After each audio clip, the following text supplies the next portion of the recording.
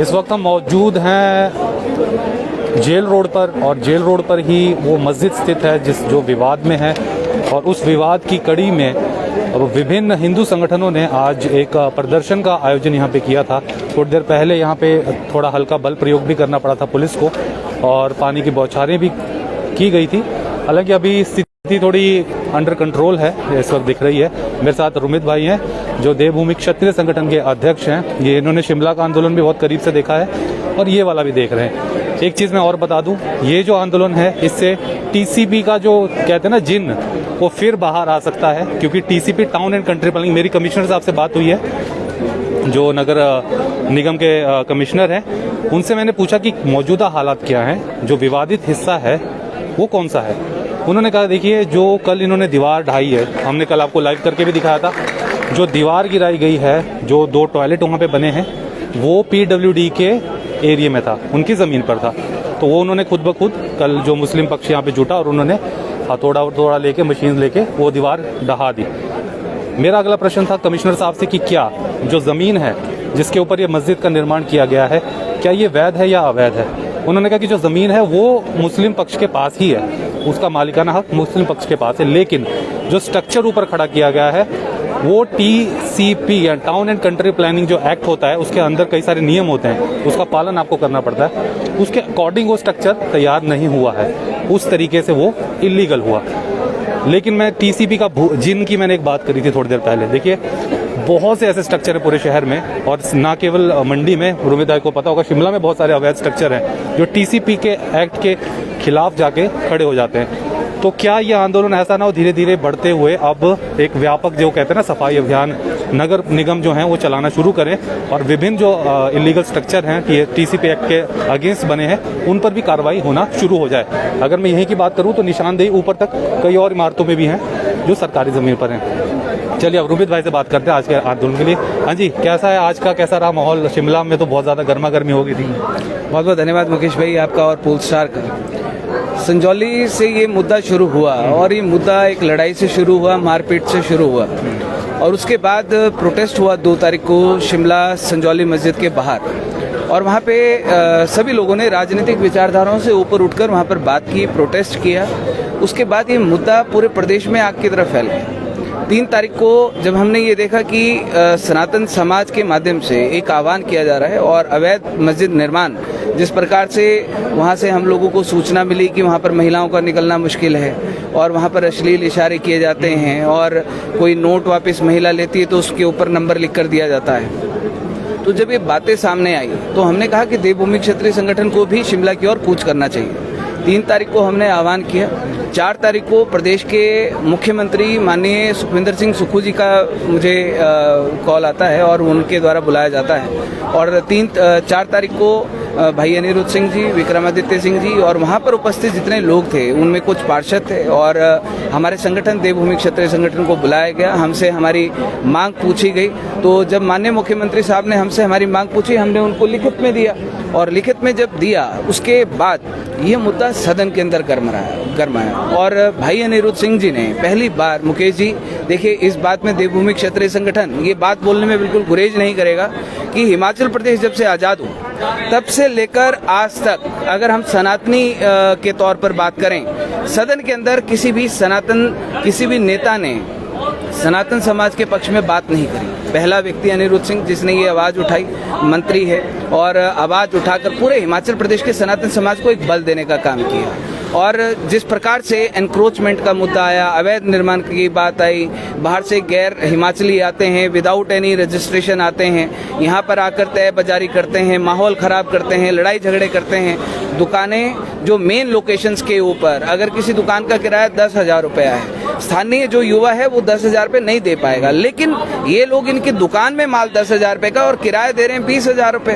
तो ये बात भी उसमें उठी कि ये लोग कौन हैं, ये पाकिस्तानी हैं, ये रोहिंग्या हैं।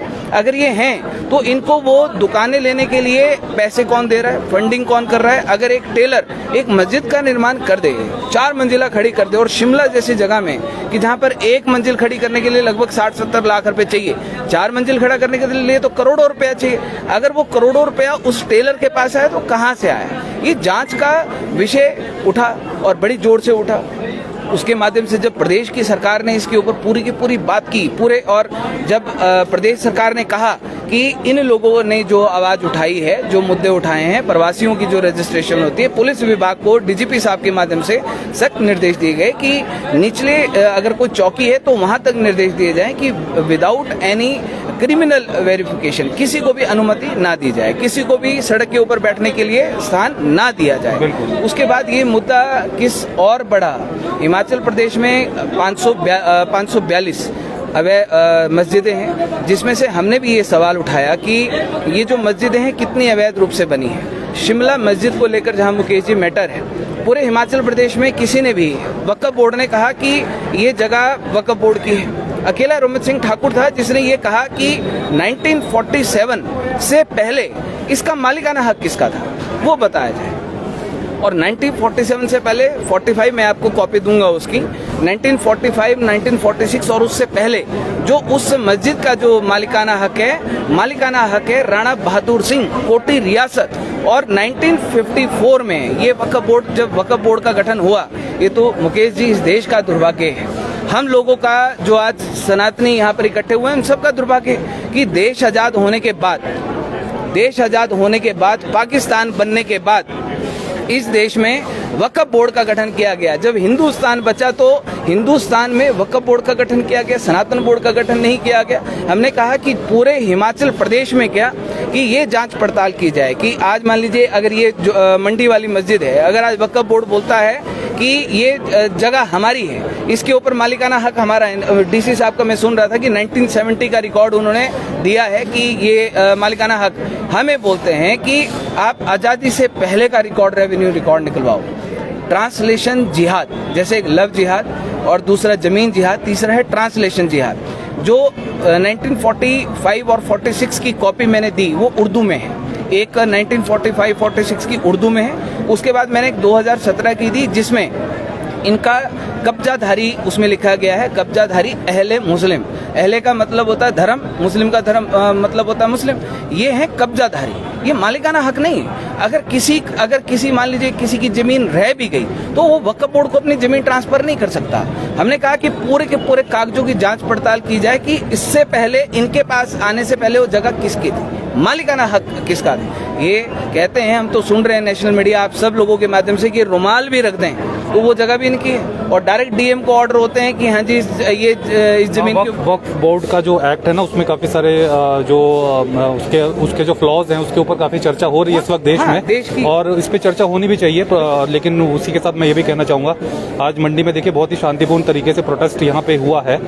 ये अच्छी बात है क्योंकि संजौली से हम आज तस्वीरें देख रहे हैं, उन्होंने वो जो पत्थर मारने वाले लोगों को आइडेंटिफाई किया है और वो दिख रहे हैं कि साफ साफ कि उन्होंने पत्थर, उसके बाद लाठीचार्ज हुआ और दोनों तरफ के लोग घायल हुए। मैं बड़ा सीधा इसमें कहना चाहता हूँ कि देखिए, मेरी अपनी पार्टी है राष्ट्रीय देवभूमि पार्टी, मैं उस विचारधारा से ऊपर उठकर मैं सनातन समाज के लिए हम लोग, हमारी टीम यहाँ पर खड़ी हुई है राजनीतिक विचारधारा से।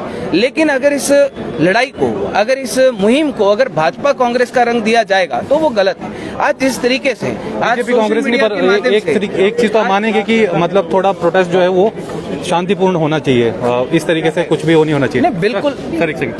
बिल्कुल ये शांतिपूर्वक तरीके से होना चाहिए। और देखिए, जब सदन के अंदर मुकेश जी 14 सालों में पहली बार सदन के अंदर ये आवाज उठी, और जो वो जमीन है, वो जमीन के ऊपर मालिकाना हक, मैं सीधे तौर पे मैं ये कहना चाहता हूँ, आपके माध्यम से भी मैं पूछना चाहता हूँ पूर्व की सरकारें, कि पूर्व की सरकारों ने नींद की गोलियां खाई थी, वो कुंभकर्ण की नींद सोए थे कि कहाँ आप लोग, आपकी नाक के नीचे। आज 10 साल से वो संजौली वाला मामला चल रहा था, वो उसमें दोनों सरकारें इन्वॉल्व थी।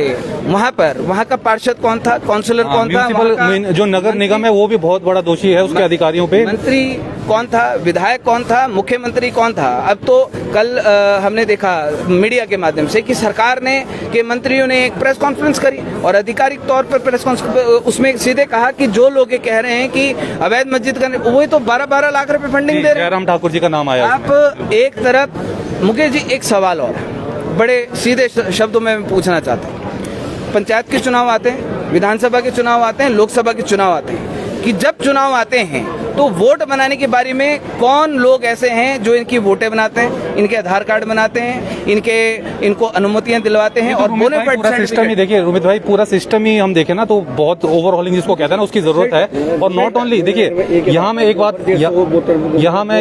जी एक बात और क्लियर कर दूं, मामला केवल मुस्लिमों से जुड़ा भी नहीं है। आप हिमाचल में देखेंगे तो और धर्मों के भी लोग जो हैं वो पलायन करके यहाँ पे, अब मंडी में मैं आपको बता दूंगा बहुत बड़ी कॉलोनी बच चुकी है। उसके साथ सबसे बड़ा मुद्दा क्या है? सबसे बड़ा मुद्दा है लव जिहाद, सबसे बड़ा मुद्दा है लैंड जिहाद। अगर यहाँ पर बिहारी कोई आता है, अगर यहाँ पर किसी और राज्य का कोई, वो लव जिहाद नहीं करता है यहाँ पर आकर, ये लोग साजिश के तहत लव जिहाद करते हैं। हमारी लड़कियों को, मेरी एक डिबेट थी उसमें एक मौलवी साहब बैठे थे, मौलवी साहब ये बोल रहे थे कि हम गलत का विरोध करते हैं। मैंने मौलवी साहब को, मैंने वक्फ बोर्ड के स्टेट के वाइस चेयरमैन थे, मैंने उनको चैलेंज किया, मैं अगर आप गलत का विरोध करते हैं तो मैं आपको चैलेंज करता हूं कि जितनी लड़कियां आपने लव जिहाद के तौर पर हमारी भगाई हैं हिंदुओं की लड़कियां, वो लड़कियां हमारी वापस भेज दो और बोलो कि हाँ जी हमारे लड़कों ने लव जिहाद को यहां पर अंजाम दिया है। बोलो, चुप हो गए। ये जो अगर कहते हैं इस देश में कि जी बड़े अच्छे मुसलमान हैं, तो मैं कहना चाहता हूं कि वो नींद की गोलियां खाकर बैठे रहते हैं कि जब पूरा मुसलमान लव जिहाद करता है। अच्छा रोमित भाई, इसमें दो मामले और हैं देखिए, मैं आपको बताऊं।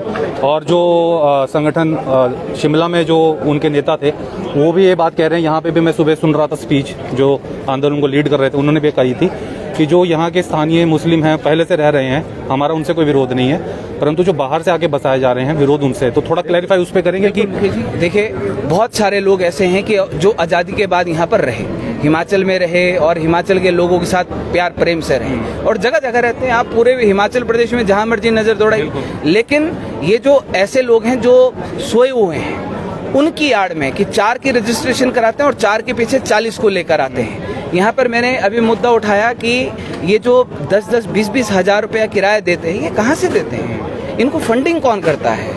कौन लव जिहाद? प्रॉपर एक रजिस्ट्रेशन होनी चाहिए। और जैसे आप अगर कहीं काम करने, चाहे आप रेडी फड़ी वाले हों, बाहर से आ रहे हों, आप अगर फेरी वाले हों, तो प्रॉपर आपको उस जगह के स्थानीय थाने में जो है रजिस्ट्रेशन होना चाहिए। सिक्योरिटी पॉइंट ऑफ व्यू से भी जरूरी है। देखिए हमने पूरे पुलिस प्रशासन को कहा, हमने शिमला में एसपी साहब को भी कहा, यहाँ पर भी एसपी मैडम को कहा और प्रदेश के मुख्यमंत्री साहब ने जब मुझे बुलाया तो 40 मिनट मेरी बात हुई है और मुख्यमंत्री साहब ने डायरेक्ट डीजीपी साहब को ये ऑर्डर किए कि विदाउट क्रिमिनल रिकॉर्ड चेकिंग के इनको किसी को भी हिमाचल प्रदेश में एंट्री ना दी जाए। अब खाली आधार कार्ड चेक करके आप अनुमति दे दोगे खाली कि हाँ जी भैया आपको अनुमति है, तो गलत है।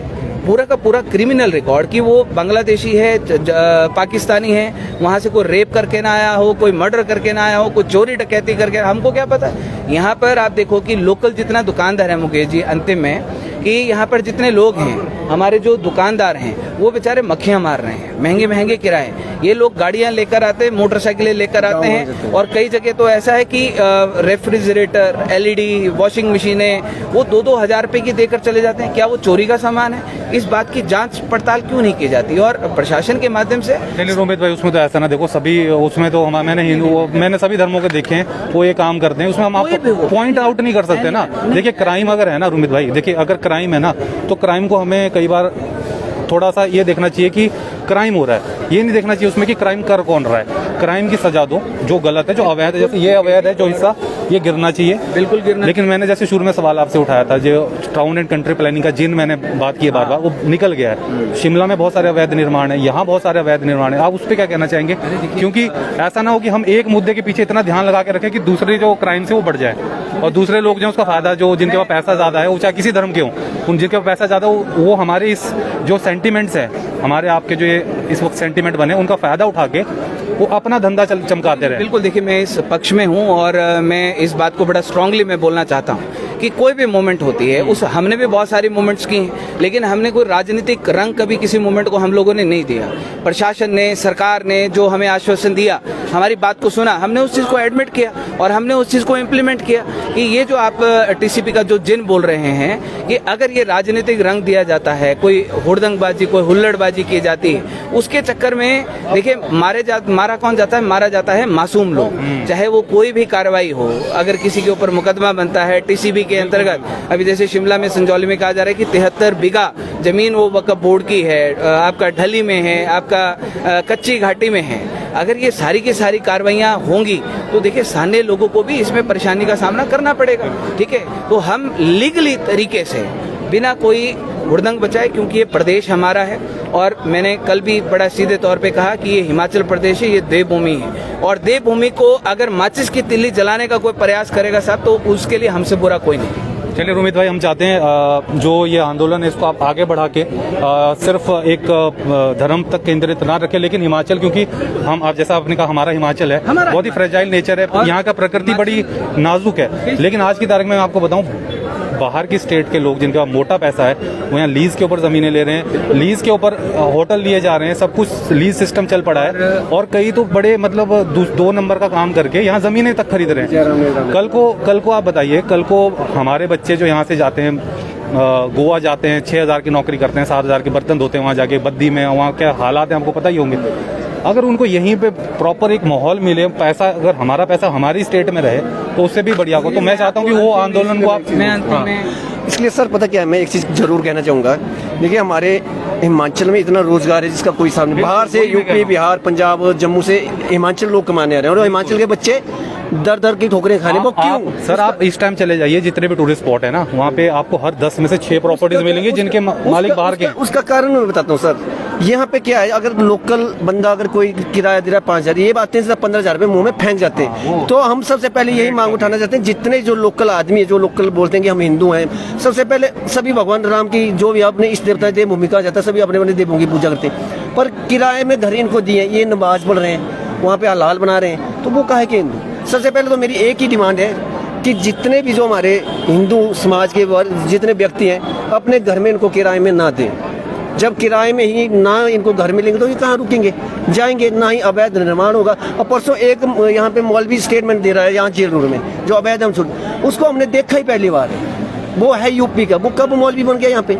जबकि मैं बचपन से यहाँ पैदा हूँ, यहाँ पे 12 परिवार मुस्लिम के थे, 12 परिवार। थोड़ा आगे आ जाए। अभी जो गेट है वो उसे खोलने का अभी ऑर्डर है कि थोड़ी देर में यहाँ पे गेट जो है वो खोल दिए जाएंगे, तो अभी उसी के लिए पुलिस जो है थोड़ा हमको डिसाइड उन्होंने बोला है। तो आगे की क्या ये अब रणनीति रहेगी रोमित भाई? जी मैं तो देखिए सीधे तौर पे मैं पूरे प्रदेश के, हिमाचल प्रदेश के सनातन समाज को एक संदेश देना चाहता हूँ कि पहली बार हमारा देवभूमि क्षत्रिय संगठन और हम लोग बीइंग क्षत्रिय, बीइंग राजपूत, हम लोग अनिरुद्ध सिंह राणा के साथ खड़े हैं, और हम सीधे तौर पे कहना चाहते हैं कि अगर किसी व्यक्ति ने सनातन समाज के लिए कोई स्टैंड लिया है तो पूरे हिमाचल प्रदेश को उसकी आवाज बनना चाहिए, उसका साथ देना चाहिए, ताकि सदन के अंदर कल को कोई व्यक्ति, क्योंकि सड़क के ऊपर तो आप देख रहे हैं कि हजारों लोग इकट्ठे हो जाते हैं, लेकिन सदन के अंदर बात करने वाला व्यक्ति चाहिए। अगर हमें पहली बार कोई व्यक्ति मिला है तो हिमाचल प्रदेश का सनातन समाज क्यों नहीं उसका साथ दे रहा और क्यों नहीं उसको सहयोग कर रहा है, ये बहुत बड़ा सवाल है। कहीं राजनीतिक तराजू में इस चीज को ना तोला जाए ताकि कल को कोई हिम्मत ना कर पाए। और अंत में ये बात, रोमित भाई बहुत अच्छा लगा आपसे बात करें, बड़ी लंबी चर्चा हुई, और अभी हमको इन्फॉर्मेशन मिली है प्रशासन से, स्कूल के बच्चों का समय हुआ है तो उनको डिस्टर्बेंस ना हो तो गेट खोले जाएंगे। बिल्कुल। तो बहुत बहुत शुक्रिया हमसे बात, बहुत बहुत धन्यवाद।